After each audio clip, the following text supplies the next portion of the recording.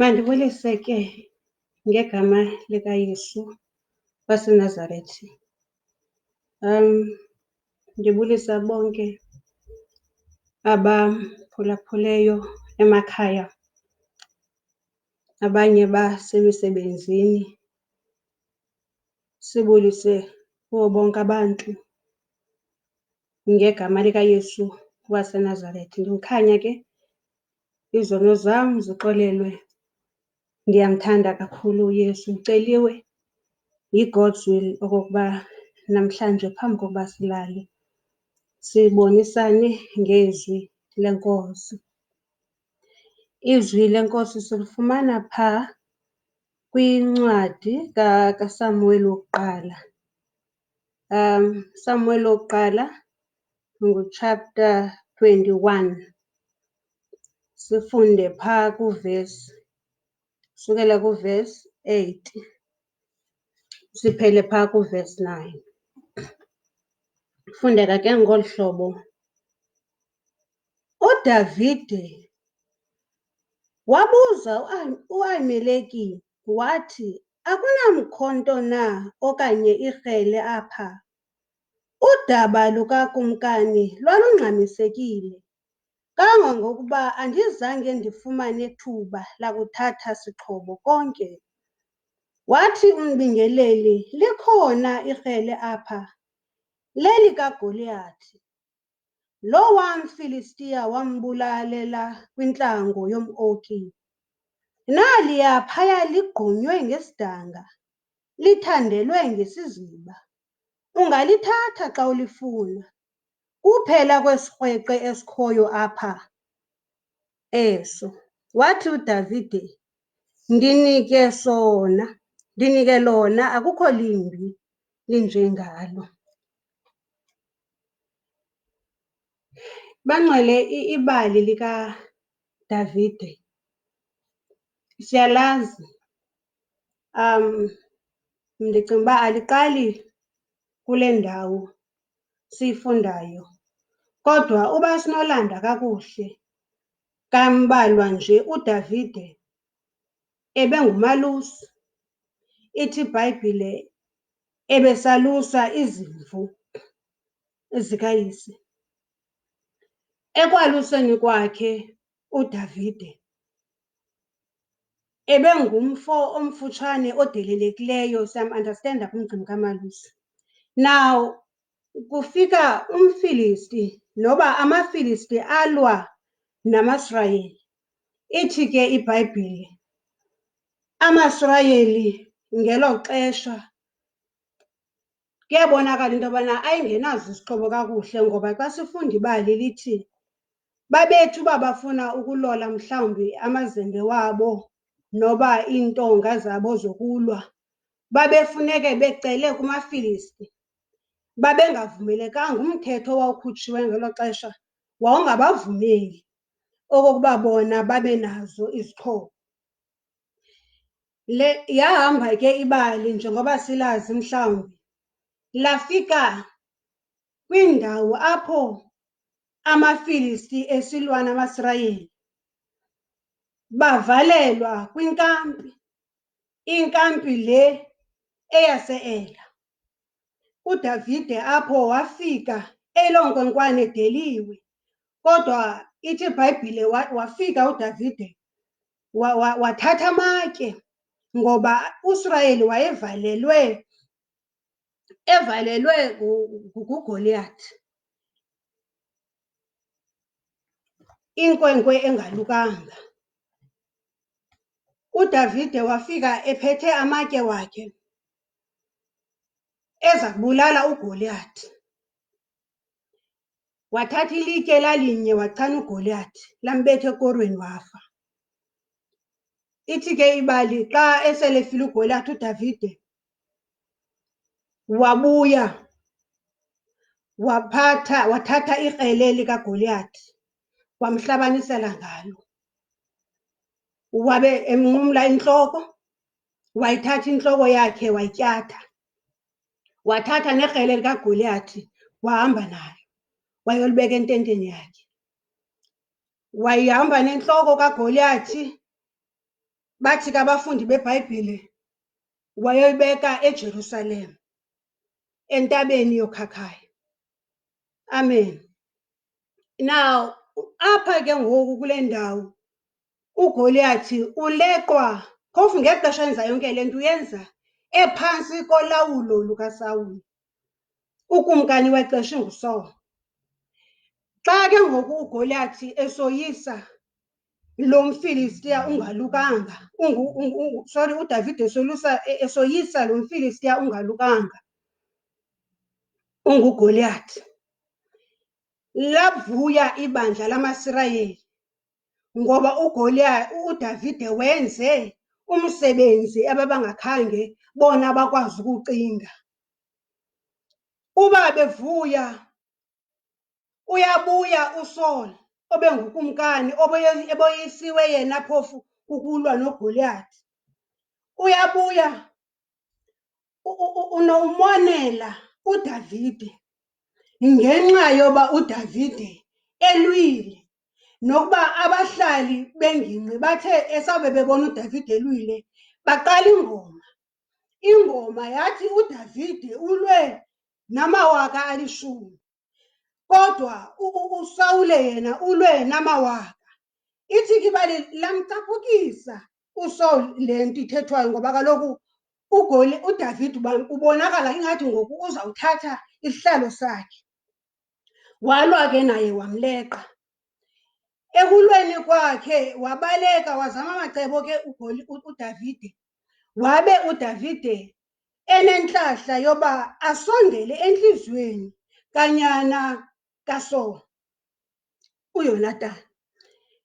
Wabaleka uDavide ebaleka ebusweni bukaSaul ngoba engafuni ukumeyisa, endicinga into yobana wenako ukumeyisa kodwa because uDavide wayeyindoda egqotywe nguThixo, wengenayo intliziyo yokulwa nomkhosi kaThixo. Endaweni yaloo nto wase wakhetha uba makambaleke. Apha ke ngoku ufika uDavide kuAhimeleki, umpristi welo xesha. Ufika uDavide ebalekile, uthi phaa kuvesi 8, uDavide wabuza uAhimeleki wathi, akunamkhonto na okanye ikrele apha? Udaba lukakumkani lwalungxamisekile kangangokuba andizange ndilifumane ithuba lokuthatha isixhoba konke. Udaba lukakumkani lumcheshile uDavide ngokokuthetha kwakhe. Uthi akakwazanga ukuthatha nesixhobo. Ekuleqweni kwakhe nguSaul imenze loo nto waphuma engaphethanga nto. Ithi le nto apha kum ayasifikela amaxesha anjalo wokokuba ugaxeleke eludabeni okanye ugaxeleke esimeni esithile ube ungekho well prepared. Ibithe iBhayibhile kwabaseEfese, qhobani sonke isikrweqe sikaThixo khona ukuze nibe nako ukumisa ngomhla ombi. Ufikelwa ngumhla ombi uDavide ngelishwa isikrweqe akasiphethanga. Ithi le nto kum nalapha kuthi isikrweqe sikaThixo mhlawumbi bekutshiwo iminyaka edlulileyo kuthiwa qhoba mzalwane, thatha isikrweqe sikaThixo uqhobe, ngoba imfazwe le ayipheli, ifuna umntu ozawube eqhobile. Kwenzeka mhlawumbi ekuhambeni walibaleka ukuqhoba umzalwane, walibala into okokuba imfazwe ngenxa yobumandi mhlawumbi ebefike wahlangabezana nabo enkolweni, walibala into okokuba imfazwe ayiphelelanga apha, walibala into okokuba ubumandi buyafika buphinde budlule, kodwa kube khona ixesha elidinga umntu oqhobileyo. Kodwa ngoku lo mzalwane ufika kwesi simo engaphethanga sixhobo. Uthi alikhona ikrele. Uthi ophendulayo, likhona ikrele, lelikaDavide, lelikaGoliathi. Ingathi ke ngoku njengoba uDavide besimbone ebaleka, ekubalekeni kwakhe ebephelelwe lithemba, ekubalekeni kwakhe ebephelelwe ngamandla, ebengenayo futhi nento ethi angasinda kulo solo. Uwazamile namacebo kwezinye indawo ethi iBhayibhile wake wazenza uphambeneyo, ezama indlela zokuba abaleke kusolo. So apho uDavide amandla aphelile, ulibele nento yokokuba ungulo ebebulele uGoliathi kwinkampi yase-Ela. Ulibele nento yokokuba kanene uDavide nguye obehlala noThixo athethe naye, uThixo amphendule ezicebeni ezinintsi zakhe. Kodwa ngoba isimo simongamele, uthi ndigaxelekile, umcimbi kakumkani undifikele nge-unaware. Loo nto yandenza uba mandishiye nezixhobo. Umcimbi woba unaware udibane nemeko seyingxamisekile, uyakwazi ukubhudisa, uyakwazi ukwenza uphume ngendlela ubungayicinganga, because isimo ngexesha asikuvumeli. Xa ndicinga ngale ndlela athetha ngayo uDavide yokuba uphume exheshekile, unoba nombono wena womntu egulelwa, okokubana akabi nalo nexesha loyokhangela izinto, athi mhlawumbi ndifuna ukunxiba, umntu abe egula ngalo mzuzu and ekwisimo soba angabhubha. Uba ungudrayiva wemoto, uthi noba unxibe ii-gowns, ungene emotweni ulibale noba funeka ndinxibe ndikhululile ndatshintsha, ngoba isimo siyakunyanzela. Sithi ngoku awunaxesha lakunxiba, awunaxesha lakwenza nenye into, kodwa ixesha elishiyekileyo lelokuba uthathe lo mntu umse esibhedlele. Injalo le meko kaDavide xa ndiyipiktsharisha ngengqondo yam, okokuba enyanisweni uphume exheshekile, ungumntu wemfazwe, ungumntu ohamba ephethe izixhobo zakhe, kodwa this time akakwazanga. Phuma buphuthuphuthu, waleqisa. Ufika ke ngoku apha kumpristi ebuza ngerhele into yoba ikhona into ekhoyo apha endinawuzikhusela ngayo. Ndithanda impendulo kampristi, uyamkhumbuza okokuba kaloku uDavide irhele esinalo apha, nanjengoba imeko yethu singamaZisrayeli uyazi, kodwa irhele eselikhona apha likho elinye, lelaa rhele Davide ubulele ngalo uGoliathi. Lilo irhele esinalo, lelaa rhele Davide ubuqhawule intloko kakumkani, waze wayiqwaya wena, wayoyibeka eJerusalem kwintaba yokhakhayo. Lilo irhele esinalo apha. The minute emenshina la magama, ingathi uDavide yabuya ingqondo, yathi kanene ngelaa xesha ndandisoyisa uGoliathi ndandingahambi ndedwa, wayekhona uThixo. Ngelaa xesha ndandisoyisa yayingekuba ndandinamandla ukumeyisa uGoliathi, kodwa ngoba uThixo owayekhona nguye owandenza wandinika amandla okokuba mandiyise. Uthi ndinike lona. Ndiyalikhumbula elo rhele, alikho elinjengalo, alikho elinjengelo rhele lokuqhawula intloko kaGoliathi, alikho elinjengalo. Ndinike lona, nangesi simo ndidinga lona. Ingathi ke ngokuna ke xa umpristi exela la magama, ingqondo kaDavide yaye yabuya yakhumbula amandla kaThixo ngexesha uThixo ebehamba naye. Ndifuna ukuthi ebuhlweni, mabandla kaThixo, noba sesiphi isimo mhlawumbi esigaxeleke kuso okanye sifike kuso singaqondanga, noba kwenzeka ntoni nelifini yethu ngalo mzuzu, kodwa likhona irhele ebesike soyisa ngalo ngaphambili. Likhona irhele likaGoliathi ebesike salisebenzisa ngaphambili. Ingathi umntu nomntu kule kona kuyo angakhumbula irhele kaGoliathi, angakhumbula amandla wakhe ngelaa xesha ebebaleka uThixo ngumncedi.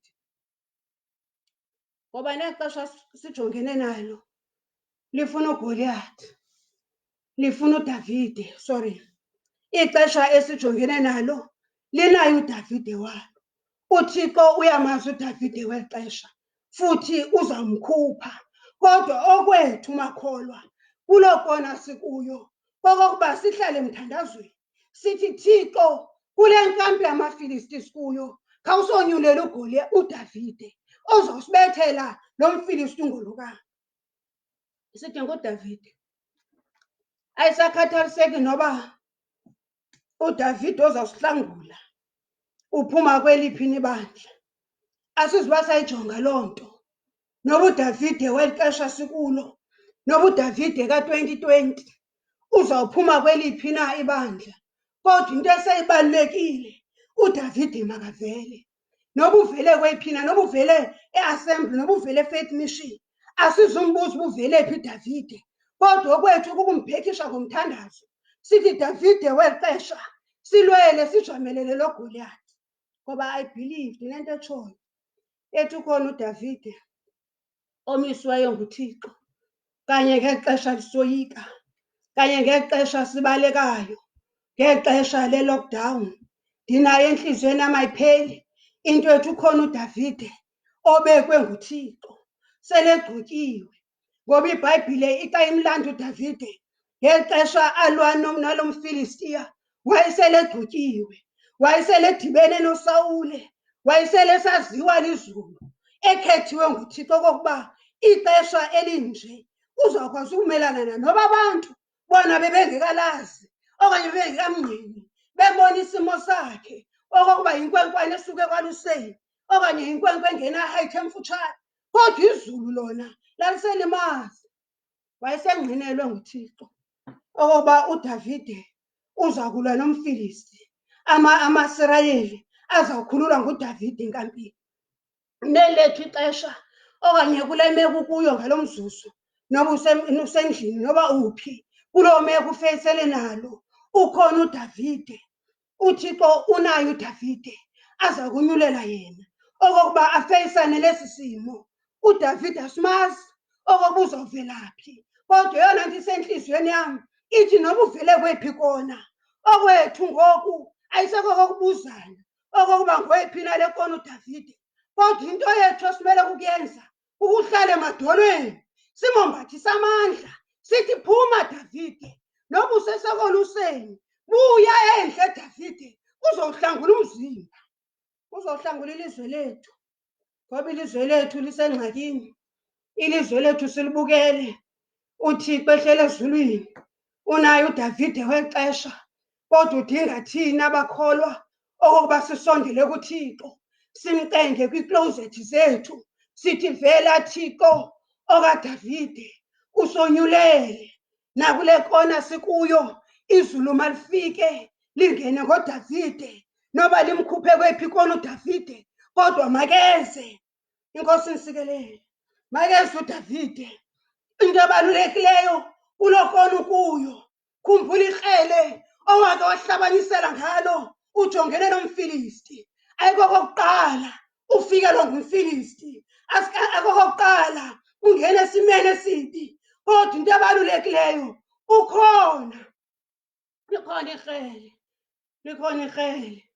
Lilo kaloku eli uthi uDavide xa ephuma endlini kampristi athi alikho elinjengalo. Ndinike lona. Uyalikhumbula yavuka imincili kuDavide xa ibona eli krele, wakhumbula imfazwe ayililweyo ngeli krele okokuba kanene kwangeli krele likaGoliathi ndimnqamla intloko, into eyayisoyikwa, ijayenti eyibabazwayo, eyayisaziwa into yokokuba kho mntu. Ngoba nangelo xesha kuthiwa yayifuna undikho laa nto, iwacinanisele ekoneni isithi ndikho ndifuna umntu. Emini, ekuseni nasebusuku amaSirayeli ayingalali emincanisele ekoneni, umFilisti ongolukanga ewamincanisele ekoneni.